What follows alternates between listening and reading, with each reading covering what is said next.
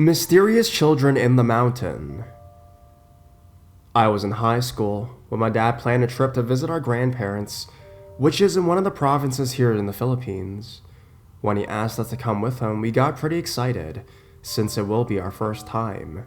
We could have taken a plane, but we don't want to miss the chance of witnessing different breathtaking views. So, we took an 11-hour bus ride, a boat ride for 4 hours, and another bus ride for 5 hours from the port to our grandparents' house. It was a day's worth of travel. It was exhausting, but it was worth it. They were so surprised and delighted when we arrived. My dad knows how fascinated I am with the tales of the supernatural. I mentioned that my grandparents have a lot of stories to tell. I kept bugging them even while we're having dinner, until they finally started talking. How I eagerly listened as they tell me this story. My grandpa came from a family of fishermen and farmers. He remembers one night, when he was just a small kid, his dad awakened him around 2 a.m. to prepare the things needed for fishing. Still confused and half asleep, he slowly got up to help his dad. He carried the fishing rods on their way to the beach. They got on a small boat and paddled their way into the open water. They've decided to anchor near the foot of a mountain and cast the bait into the water. They have been on the boat for almost 2 hours, but they haven't caught anything. Not a single fish was taking the bait. My grandfather, being a kid, was getting cranky and insist on going back when all of a sudden, near the top of the mountain, torches appeared, one by one, accompanied by children's laughter as if they were playing. My grandpa was startled. He was asking himself, who might those kids be? What are they doing in the mountains in the middle of the night? His dad uttered that they might be one of the neighbor's kids. The next thing they heard is a rumbling noise, and the water started to ripple. The sound that they heard sounded like a big boulder rolling down the mountain, but they can't figure out where it's coming from. My grandpa got scared and demanded them to leave, or else they might get crushed. His dad told him to stay still and be quiet, when all of a sudden, something started pulling the line. It was a fish. They put it in a basket, and not long after casting a bait again, there was another catch. It happened over and over and over, and even some of the fish would just jump into the boat. All they had to do is to grab it. When the basket was full, the rumbling sound disappeared, and the water became calm, and the children carrying the torches vanished one by one, as if they're going inside a cave. They went home puzzled, but with smiles on their faces. The next day, his dad asked the neighbors to find out if any of their kids was on that mountain that night. They told him that no one's been there, and nobody even goes there, especially at night. Nevertheless, whoever or whatever they are, he appreciates the help.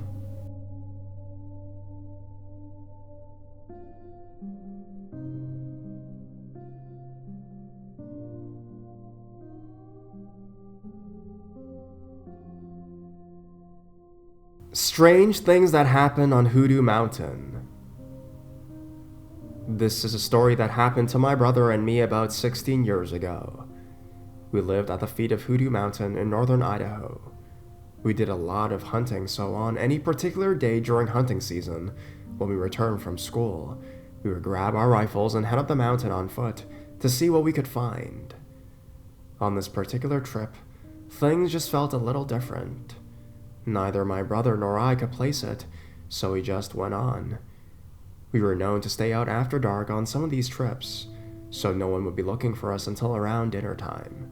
Well, we set off, and were getting pretty far away, and before we knew it, it was dark, and therefore time to head home, so we turned around and headed back, or so we thought. Now, let me explain about Hoodoo Mountain for those of you who've never been in the area.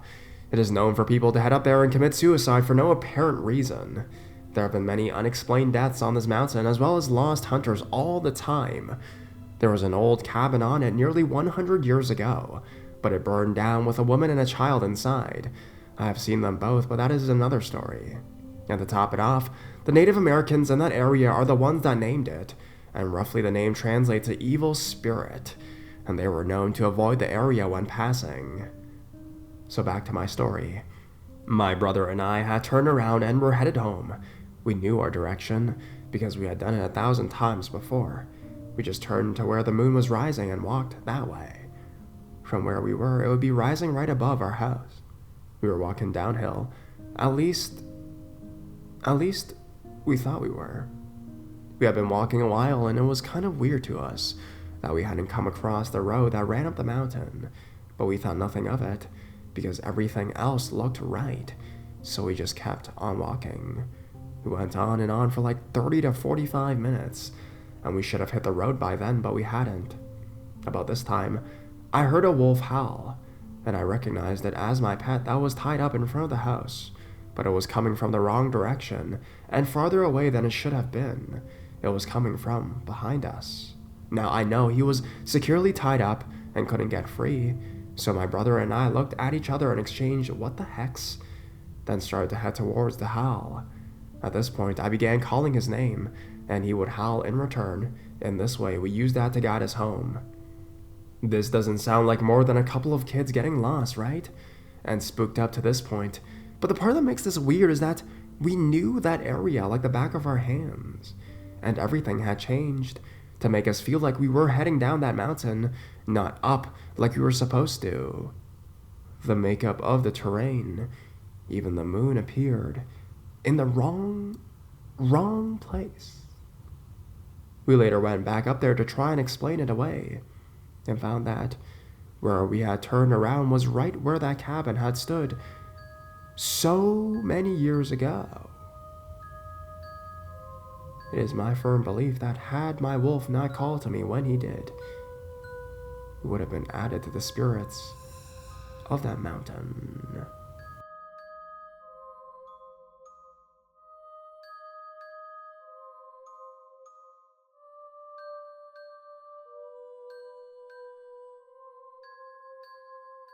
The Blue Mountains Terror.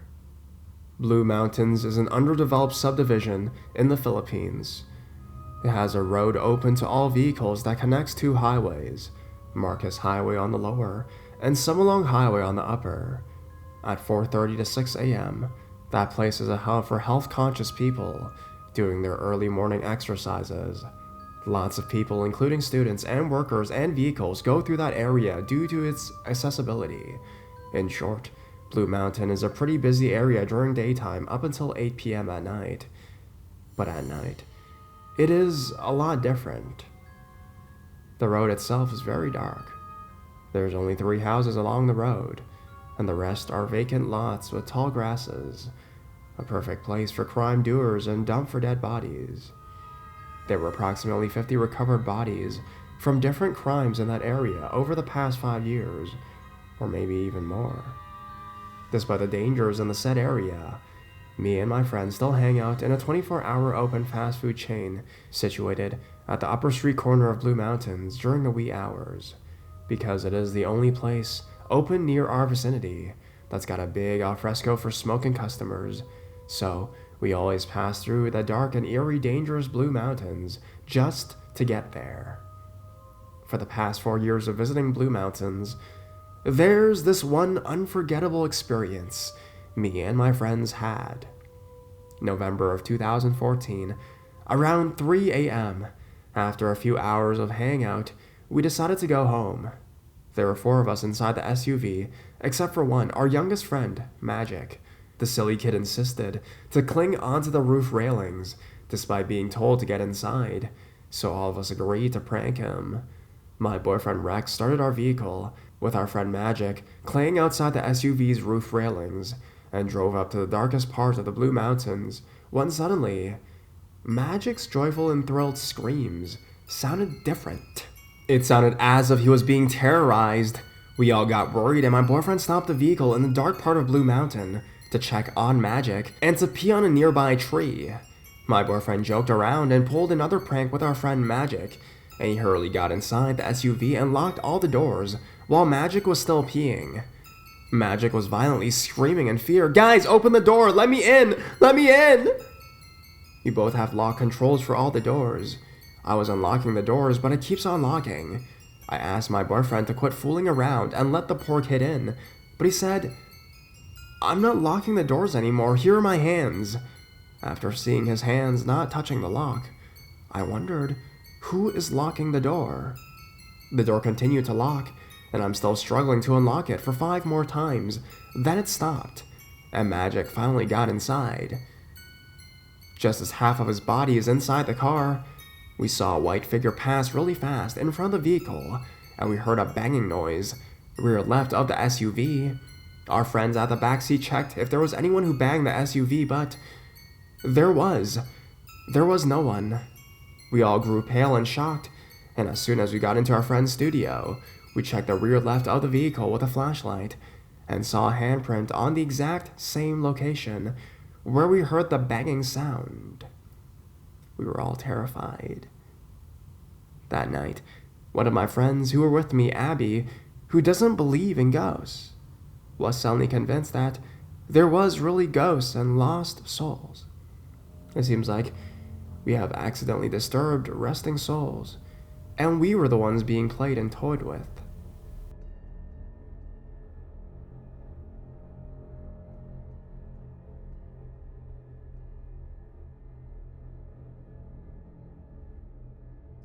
The Lost Lovers. This story happened during my 4th hike. In case any of you doesn't know, I also have another story about the first time I ever tried hiking. It's called Voices in the Woods. Anyways, this was also during another hike, but this time, I and Jake had other company. There were 16 of us, me being the only girl. We met some of them on other mountains that we'd hiked before. We decided to do a group hike in the day, because the mountain that we decided to hike already has its reputation for having lots of unexplained happenings. Let me tell you a bit about the history first. The name of the mountain that we hiked in the story is Mount Cristobal, located in Laguna. Beside Mount Cristobal are what we called Mount Banahao. There are actually 2 connecting mountains, but both located in 2 different provinces. Mount Banahao is a place where pilgrims go to, especially during the Lenten season here in the Philippines. I've been there a lot of times before as well, and it just gives me this calm and peaceful feeling whenever I visit the place. That is why it is one of my favorite places to hike. It has been dubbed as the Holy Mountain by both locals and pilgrims, and I believe it is true. It's because I never experienced any weird stuff there. Now, Mount Cristobal, on the other hand, is notoriously known as the Devil's Mountain. Locals say that the reason for its nickname is because it absorbs all the negative energy coming from Mount Banahao, and only a few group of hikers dare to climb it every year. Regardless of the warnings and precautions given to us, we still continued. They told us scary and tragic stories that have been passed around by locals, thinking it might make us change our minds, but it never stopped us.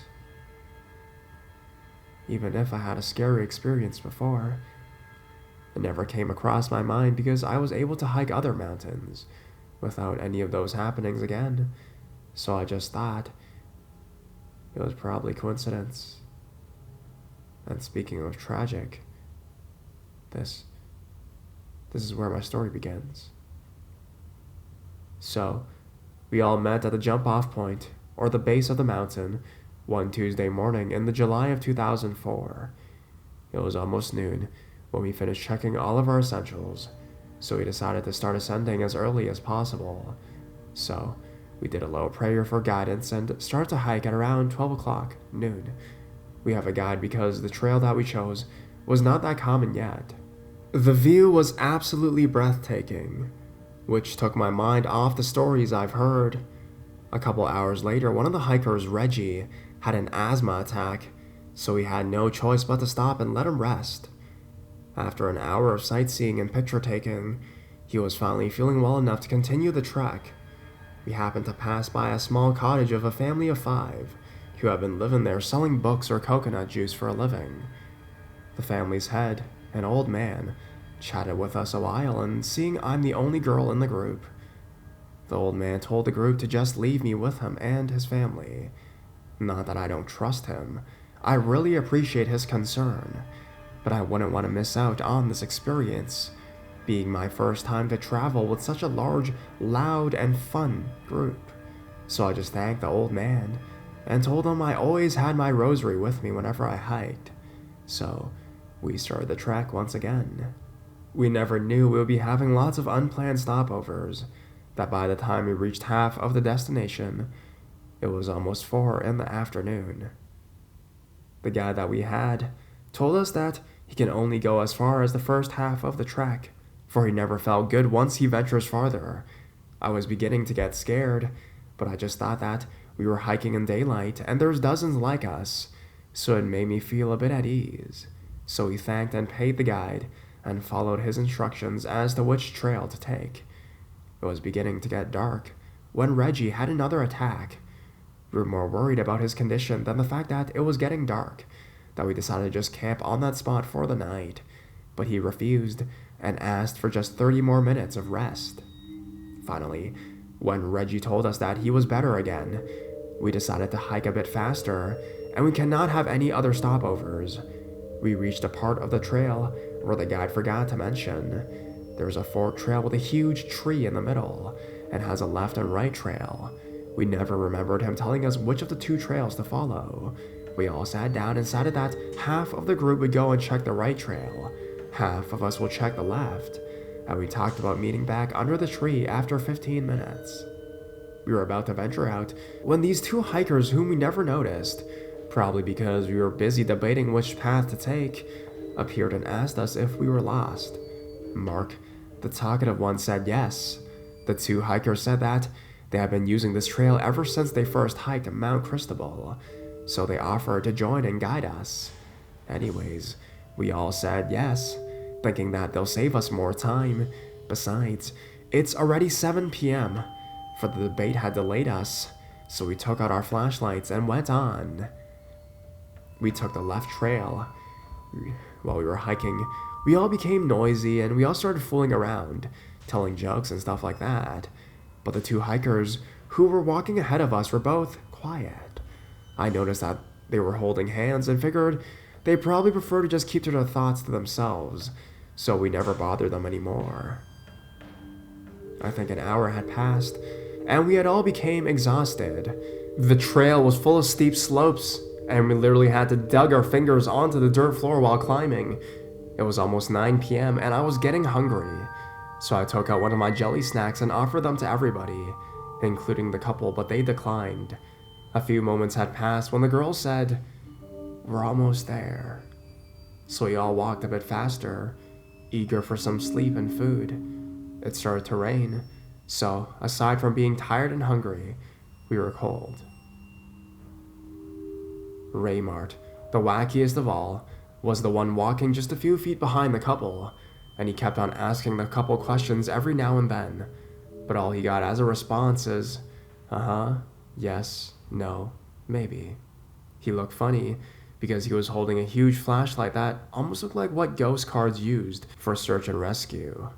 The couple turned, and so we followed. We reached a small path full of tall, sinister-looking trees and plants with thorns. Some of them scratched my face and my arms. Then the guy said, "We're here. Hurry up before it rains harder." Fortunately, the rain stopped after a few minutes. We were all walking in silence when suddenly Raymart's flashlight went off, as well as the rest of ours. There were 5 of us holding flashlights, and it was just weird that every single one of them just went off at the same time. Raymart was hitting his flashlight to make it go on again. The sky above could not be seen that much because there were a lot of trees, and the moon laid hidden behind the clouds, so it was really dark.